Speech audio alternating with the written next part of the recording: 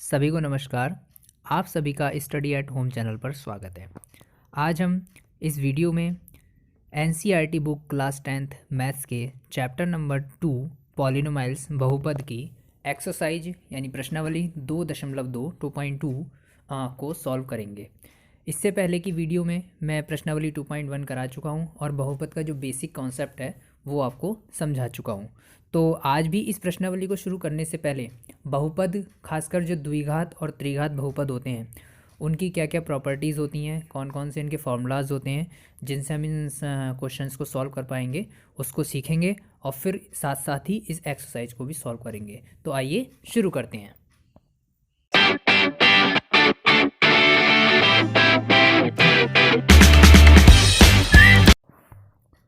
तो देखिए, सबसे पहले जो द्विघात बहुपद होता है, जो कि जिसको हम क्वाड्रेटिक इक्वेशन भी बोलते हैं, है ना, तो उसका जो स्टैंडर्ड फॉर्म होती है वो क्या होती है, वो आप सबको पता होनी चाहिए। जो द्विघात बहुपद होता है उसकी जो स्टैंडर्ड फॉर्म होती है वो ये होती है ax² plus bx plus c equals to 0।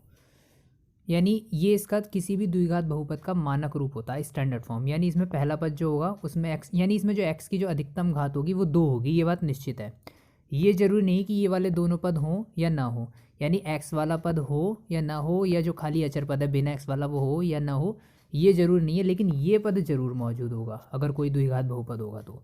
और अगर वो पूरा द्विघात बहुपद है यानी जिसमें सारे पद हैं, तो उसमें ये तीनों पद होंगे ही होंगे। यानी पहले x² वाला, फिर x वाला, और उसके बाद बिना x वाला यानी कि अचर पद। और तो ऐसे बहुपद को हम क्या कहते हैं? द्विघात बहुपद कहते हैं। ठीक है, अब आइए आगे देखते हैं। बहुपद जो होता है, जब उसको हम सॉल्व करते हैं, जब उसको हम हल करते हैं, तो क्योंकि ये द्विघात बहुपद है यानी यहाँ पर जो x की जो अधिकतम घात है वो 2 है, तो जब भी हम इसको हल करेंगे, द्विघात बहुपद को हल करेंगे, तो यहाँ से जो x के जो मान निकल कर आएंगे वो 2 निकल कर आएंगे। द्विघात बहुपद को जब भी हल किया जाता है और उसको जब हल करके उसके आंसर निकाले जाते हैं, तो वहाँ पर x के 2 मान निकल कर आते हैं, जिनको हम उसके शून्यक बोलते हैं। क्या बोलते हैं? शून्यक, या फिर मूल भी बोलते हैं, और इंग्लिश में रूट्स बोलते हैं, यानी roots of a quadratic equation. तो यहाँ पर there are 2 roots of a quadratic equation, यानी किसी भी द्विघात बहुपद के 2 मूल या फिर 2 शून्यक होते हैं, जिनको हम अल्फा या फिर बीटा, अल्फा या बीटा से रिप्रेजेंट करते हैं। ये मैंने बना दिया। यानी जो 2 मूल होते हैं उनको हम अल्फा और बीटा से रिप्रेजेंट करते हैं। अब इन्हीं अल्फा और बीटा में कुछ आपस में संबंध होते हैं जिनको आज हम समझेंगे। आइए देखते हैं। सबसे पहले तो मैं आपको ये बताना चाहूँगा, जो द्विघात बहुपद के जो दोनों शून्यक होते हैं अल्फा और बीटा, इनकी भी अपनी अपनी क्वालिटीज़ होती हैं। हमसे क्वेश्चन पूछे जाते हैं कि बताइए कि ये जो दोनों शून्यक हैं वो किस प्रकार के हैं।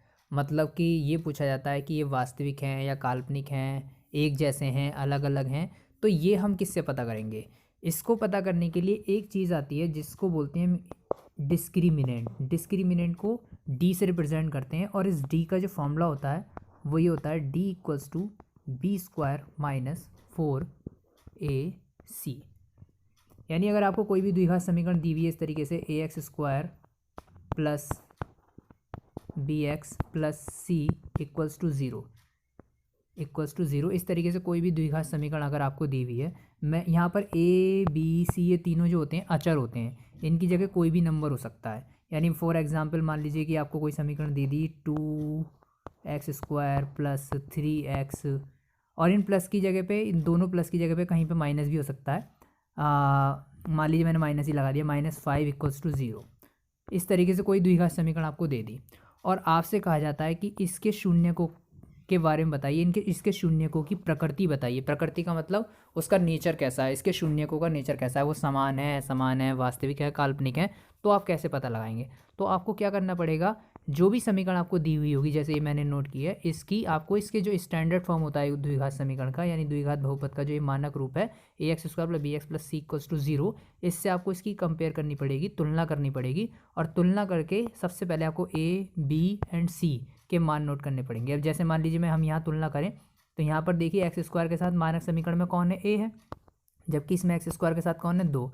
तो उस हिसाब से जो a का जो मान निकल के आ गया वो कितना आ गया? 2। और अगर हम b की बात करें तो b की जो वैल्यू आ गई वो कितनी आ जाएगी? 3, क्योंकि यहाँ पे x के साथ कौन है? बी है मानक समीकरण में और इसमें 3 है। अच्छा सी की जगह पे यहाँ पे कौन है 5, लेकिन यहाँ ध्यान रहे हैं चिन्ह बदले हुए हैं, यहाँ प्लस है और यहाँ माइनस है। तो अगर चिन्ह बदले हुए होते हैं तो उस कंडीशन में वो वैल्यू माइनस की हो जाती है, यानी जो सी की वैल्यू हो जाएगी वो -5 हो जाएगी। तो हमें देखो ए बी सी तीनों के मान पता चल गए। ये ए बी सी के तीनों के मान अगर हम इस वाली समीकरण में इस फॉर्मूले में रख दें तो हमें यहाँ से डी का मान पता चल जाएगा, डिस्क्रिमिनेंट पता चल जाएगा। अब डी का मान हमारा कैसा आता है इस पर निर्भर करता है अगर डी का मान हमारा जैसा भी आएगा उस डी के मान को देखकर हम ये पता लगा पाएंगे कि इसके मूलों की जो प्रकृति होने वाली है, यानी जो नेचर ऑफ जो रूट्स है वो कैसा होने वाला है। इसके लिए कुछ कंडीशन है वो मैं आपको बताता हूँ, आइए देखते हैं। अगर डी की वैल्यू 0 से बड़ी आती है, डी का मान 0 से बड़ा कब होगा, जब डी का मान प्लस का आता है, पॉजिटिव आता है ना।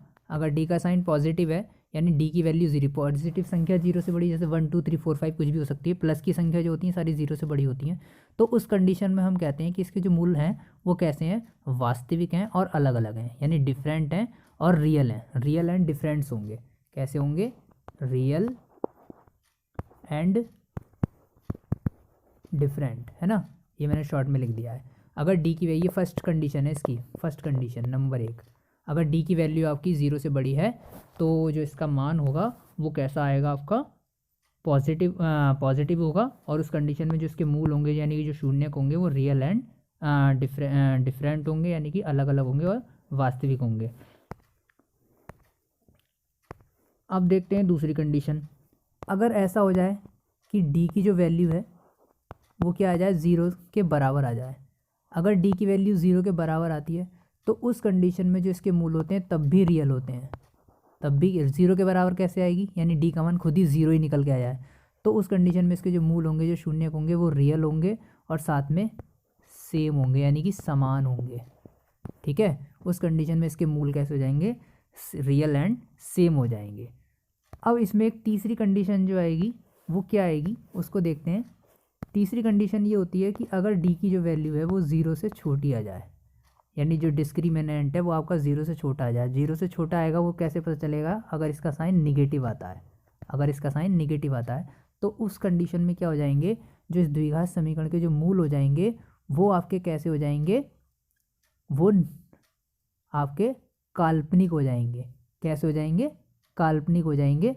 तो उस कंडीशन में इसके मूल को हम क्या लिख देते हैं, काल्पनिक। अब जब मूल काल्पनिक हो जाते हैं तब ये बात कोई मायने नहीं रखती कि वो समान है या अलग अलग है। अब काल्पनिक मूल कैसे होते हैं, जैसे अंडर रूट में कोई माइनस की संख्या आ जाए, अंडर रूट में जितनी माइनस की संख्या होती है वो काल्पनिक होती हैं, जैसे अंडर रूट -3 या अंडर रूट -4, इस तरीके की संख्याएं जो होती हैं वो सब क्या होती हैं, काल्पनिक होती हैं। तो यानी कि अगर किसी भी द्विघात समीकरण में हम डी का मान निकालते हैं और डी का मान नेगेटिव आता है, यानी कि 0 से छोटा आता है, तो उस कंडीशन में उसके जो शून्यक होंगे यानी जो उसके रूट्स होंगे या मूल होंगे वो कैसे होंगे, काल्पनिक होंगे। तो आशा करता हूँ डी ये जो तीनों कंडीशन है जिससे हमें पता चलता है कि द्विघात समीकरण के मूल कैसे हैं, उनकी प्रकृति के बारे में पता चलता है, वो आपको समझ में आ गई होगी। अब आइए आगे देखते हैं। मैंने आपको बताया था कि जिसके द्विघात समीकरण के जो दो मूल होते हैं उनको हम अल्फा और बीटा से प्रदर्शित करते हैं। तो इन दोनों में आपस में रिलेशन होता है। एक तो नंबर 1 जो रिलेशन होता है वो ये होता है, नंबर 1 रिलेशन, कि इनके मूलों का योगफल यानी शून्यकों का योगफल। तो क्योंकि मैंने बताया था एक मूल को हम अल्फा से रिप्रेजेंट करते हैं, एक को बीटा से रिप्रेजेंट करते हैं, तो अल्फा प्लस बीटा यानी मूलों का जो योगफल होता है इसका फॉर्मूला होता है निकालने का -b/a। अगर आपको कभी भी मूलों का योगफल निकालना है तो आप इससे निकालेंगे, -b/a से। और a और b के मान कैसे पता चलेंगे, वैसे ही तुलना करके, जो मैंने अभी आपको बताया था। और नंबर 2, अगर आपको मूलों का गुणनफल निकालना है यानी शून्यकों का गुणनफल निकालना है अल्फा इंटू बीटा, तो इसका फॉर्मूला होता है +c/a। यानी देखिए मूलों के योगफल में हम माइनस का चिन्ह आता है इस वाले में, जबकि मूलों के गुणनफल में माइनस का चिन्ह नहीं आता। और इसमें c और a का यूज़ होता है, उसमें b और a का यूज़। ये a b c के मान आपको तुलना करके ही पता चलेंगे। तो जो रिलेशन है इन शून्यकों में, बस ये दो ही रिलेशन हमसे अधिकतर पूछे जाते हैं, एक तो मूलों का योगफल और एक मूलों का गुणनफल। तो ये फॉर्मूले जो है आपके पास होने चाहिए। जितने मैं बताते जा रहा हूँ सभी आप अपने पास नोट करते जाइए। जो मैंने अभी पहले बताए थे वो भी, डी के से रिलेटेड जो इसकी कंडीशंस बताई, डी का जो फॉर्मूला बताया था मैंने b² - 4ac, और प्लस ये भी, तो ये आपको पता होना चाहिए। अब आइए आगे देखते हैं।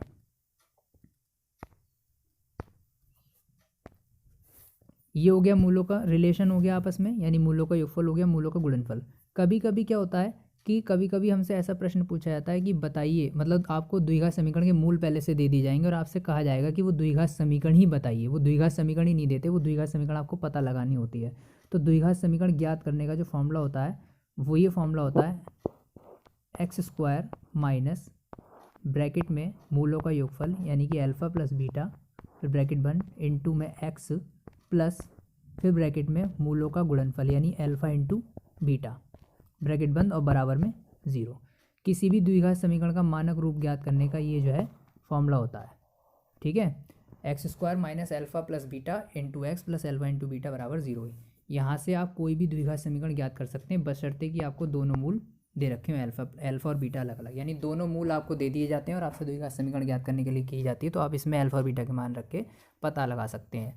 कभी कभी डायरेक्ट मूलों का योगफल और मूलों का गुणनफल भी दे देते हैं, तो डायरेक्ट आप मूलों का योगफल आप द्विघात समीकरण का पता लगा सकते हैं। अब आइए आगे देखते हैं।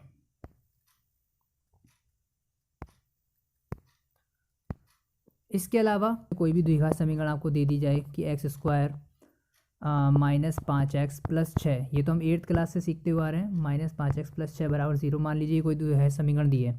अगर हमें कभी इसके मूल ज्ञात करने हो, मान लो आपको द्विघात समीकरण दे दी और आपसे कहा जाए इसके मूल निकालो, तो हम इसके गुणनखंड करके निकाल सकते हैं। गुणनखंड कैसे करते हैं, इसका ये तरीका होता है, हमें यहाँ देखना होता है कि एक्स स्क्वायर के साथ कौन सी संख्या दी है, इसका कोई गुणांक है तो नहीं है।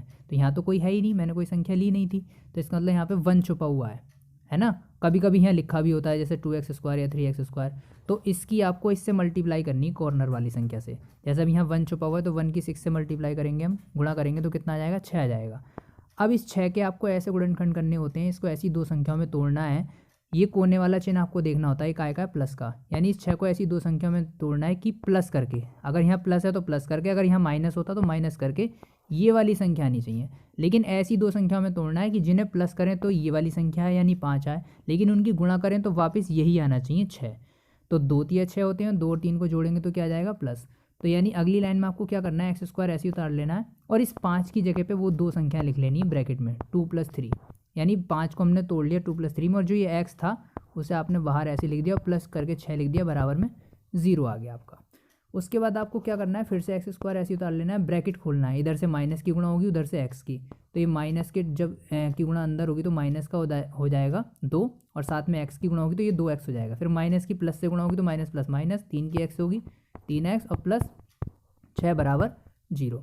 उसके बाद अब देखिए इसमें 1 2 3 4 पद हो गए।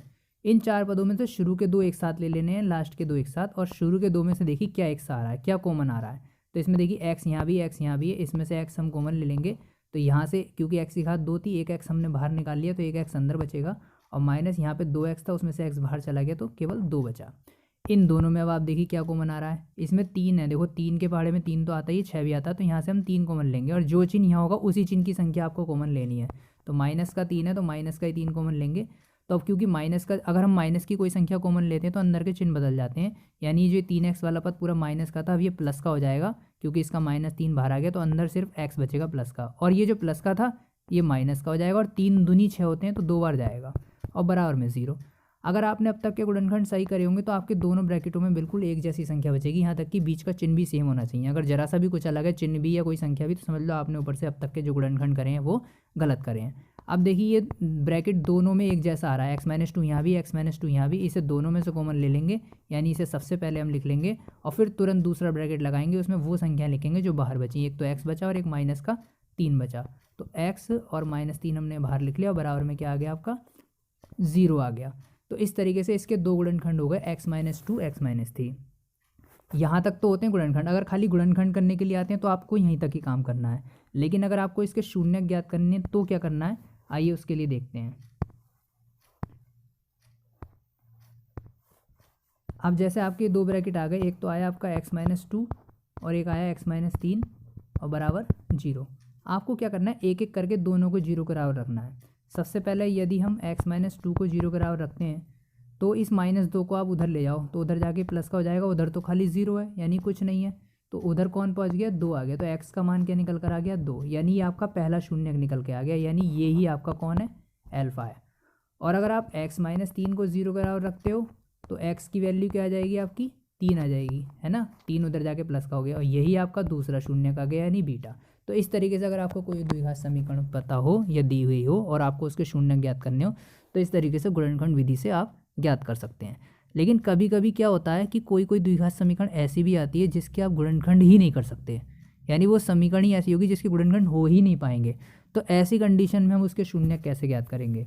उसके लिए एक फॉर्मूला आता है जिसको हम श्रीधराचार्य के सूत्र के नाम से जानते हैं। आइए मैं वो फॉर्मूला आपको बताता हूँ कि किस तरीके से हम उस फॉर्मूले को पहले तो देखते हैं कि है क्या वो और किस तरीके से हम उससे शून्य ज्ञात कर सकते हैं।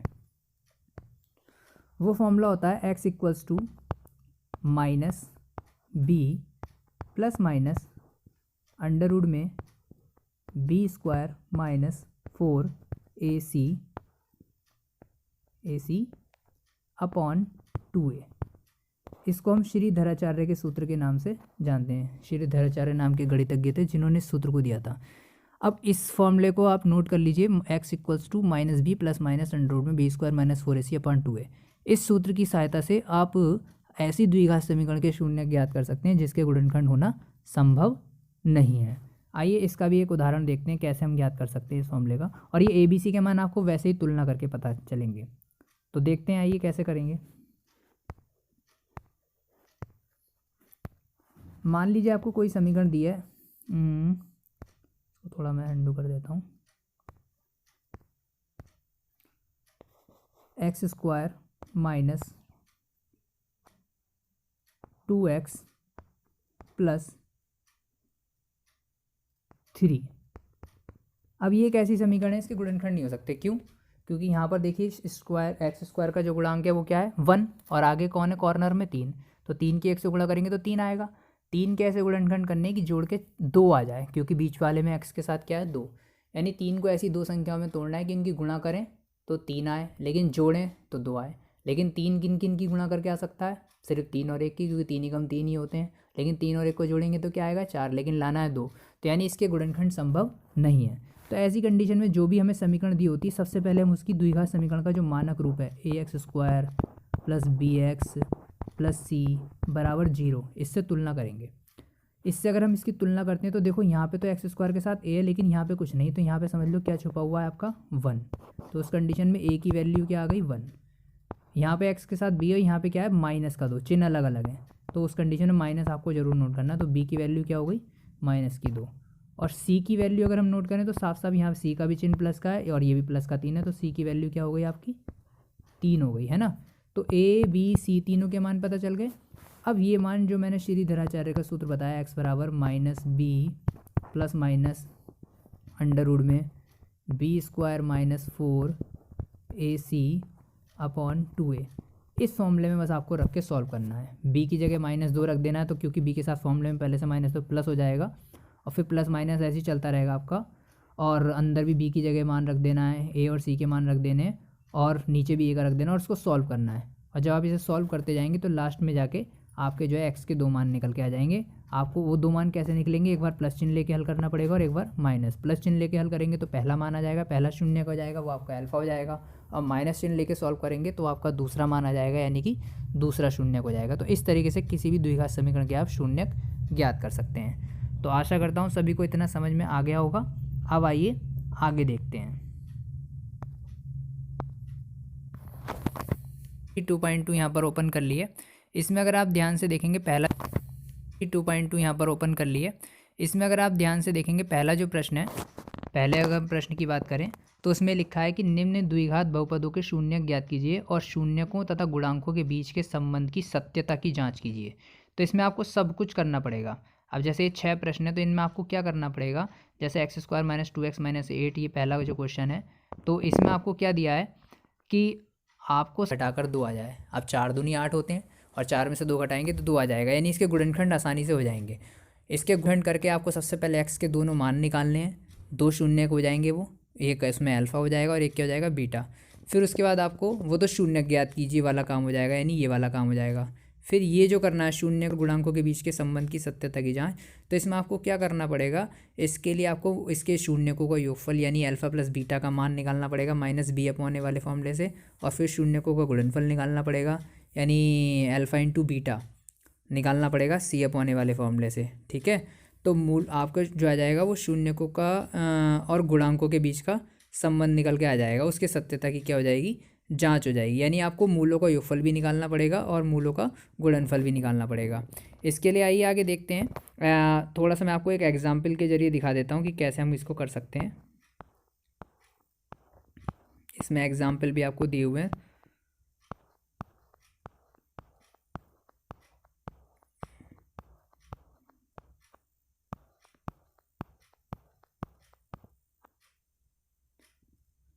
अब जैसे यही क्वेश्चन है एग्जाम्पल नंबर 3, अगर इसको हम देखें तो इसमें भी एक द्विघात समीकरण दिया एक्स स्क्वायर माइनस 3 के शून्य ज्ञात कीजिए और यही कहा है कि शून्य को गुणांकों के बीच की सत्यता की जांच करनी है। तो सबसे पहले तो इसको इन्होंने क्या कर दिए हैं, गुणनखंड कर दिए हैं। इसमें तो इन्होंने क्या कर दिया है, एक द्विघात जो फॉर्मूला होती है सर्व समीकरण, अगर दो वर्गों का अंतर जो होता है यानी दो संख्याओं का स्क्वायर हो बीच में माइनस हो तो एक बार वो घट जाती है एक बार जुड़ जाती हैं, उसका प्रयोग कर दिया। क्योंकि ये कुछ उसी जैसा बहुपद दिया हुआ है एक्स स्क्वायर माइनस 3, 3 को हम क्या लिख सकते हैं, √3 का स्क्वायर है ना, और एक्स का तो स्क्वायर है ही, यानी कुल मिला के ये बन जाएगा एक्स स्क्वायर माइनस √3 का स्क्वायर। तो एक बार एक्स का स्क्वायर है एक बार √3 का स्क्वायर है, तो एक बार एक्स में √3 जुड़ जाएगा एक बार घट जाएगा। तो ये देखो इसके दो आ गए ब्रैकेट, डायरेक्ट गुणनखंड हो गए। अगर किसी के ऐसे डायरेक्ट हो सकते हो तो आप बिल्कुल कर सकते हैं डायरेक्ट गुणनखंड। अब जैसे हमारे भी, मैंने अभी आपको द्विघात समीकरण के गुणनखंड करके दिखाए थे, तो दो ब्रैकेट बने थे लास्ट में, वो उसके है ना, दो ब्रैकेट बने थे, लेकिन वो ऐसी द्विघात समीकरण थी जिसमें कोई फॉर्मूला नहीं लग सकता था, है ना, तभी तो हमने गुणनखंड करे थे। तो वो 2-3 लाइनों में सॉल्व होने के बाद तब जाके वो दो ब्रैकेट आए थे, लेकिन यहाँ फॉर्मूले से डायरेक्ट आ गए दो ब्रैकेट। अगर इनको एक एक करके हम एक्स के बराबर रखते हैं तो एक एक्स का मान √3 आ जाएगा और एक माइनस का √3, यही आपका एक अल्फा हो गया और यही क्या हो गया आपका बीटा, यानी ये इसके दो शून्य हो गए, एक √3 और एक माइनस √3।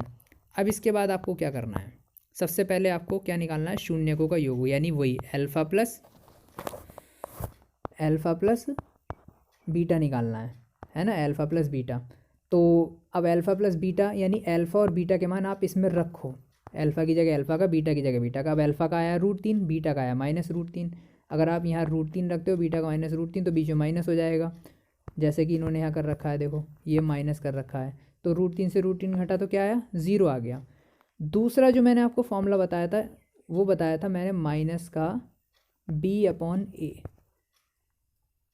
आप a और b के मान निकालो और वो यहाँ रख कर देखो, जो आपको समीकरण दी है ये वाली, ये जो आपको समीकरण दी है ऊपर ये क्वेश्चन में, इसकी आप तुलना करो द्विघात समीकरण के मानक रूप से, यानी जो मैंने आपको बताया था ax² plus bx plus c बराबर 0, इससे तुलना करो तो आप देखेंगे x² का गुणांक यहाँ पे इस मानक समीकरण में कौन होता है, a होता है।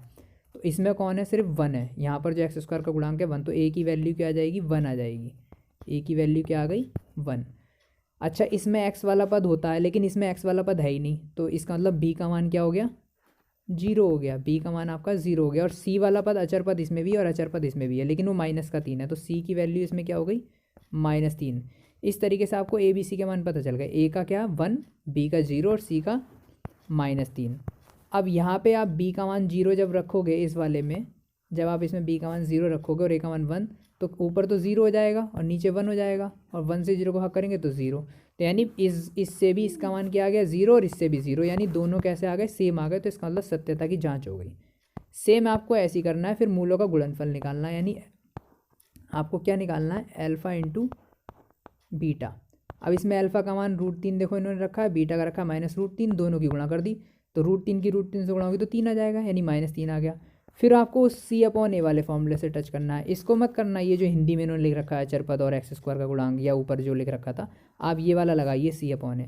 c का मान आप रखिए -3 जो अभी हमने ऊपर निकाला था, और a का मान 1 जो इन्होंने यहाँ रखा है, और जब 1 से -3 को भाग करोगे तो ये भी -3, यानी दोनों बराबर आ गए, तो ये भी क्या आ गई, सत्यता हो गई। तो इस तरीके से जो है आप सत्यता की जाँच कर सकते हैं। अब आइए आगे देखते हैं।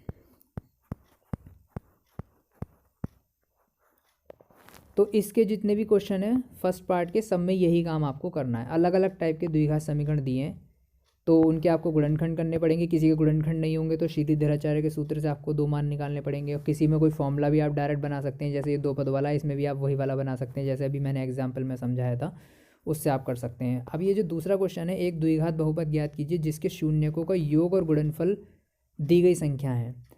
आपको द्विघात बहुपद याद करना है। जो द्विघात बहुपद बनाने का मैंने फॉर्मूला आपको बताया था, x² माइनस ब्रैकेट में मूलों का योगफल, यानी alpha plus beta into x plus फिर अल्फा इंटू बीटा बराबर 0। इस फॉर्मूले का आप प्रयोग करेंगे दूसरे के सारे क्वेश्चनों में।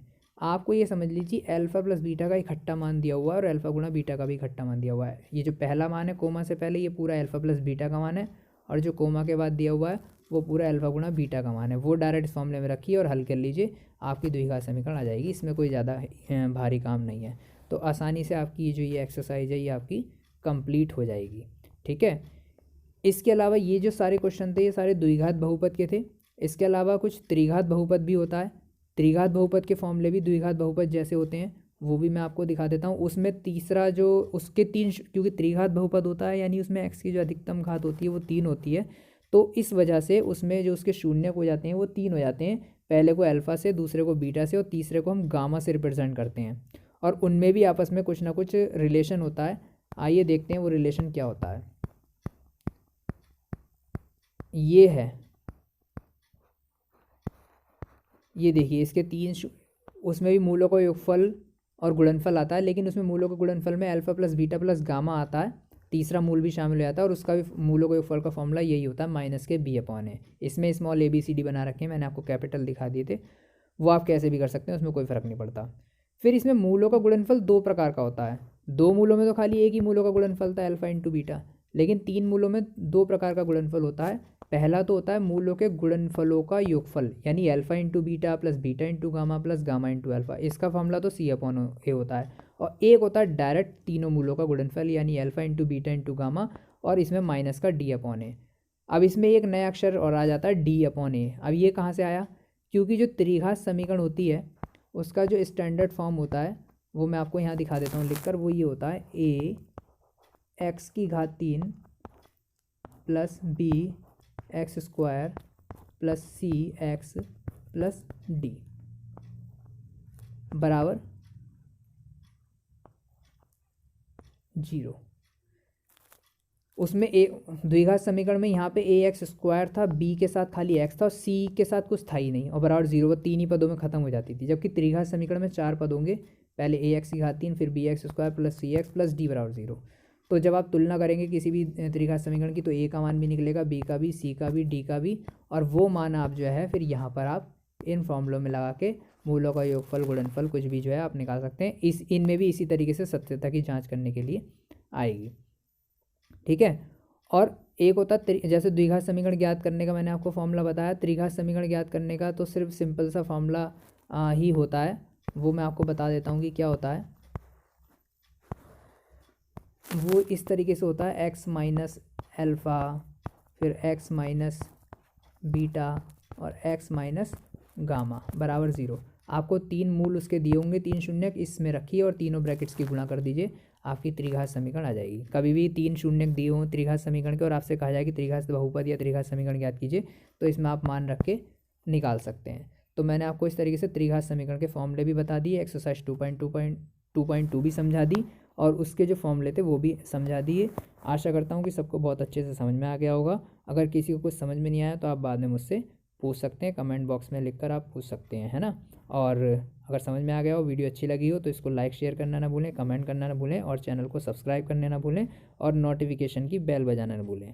आज के लिए धन्यवाद।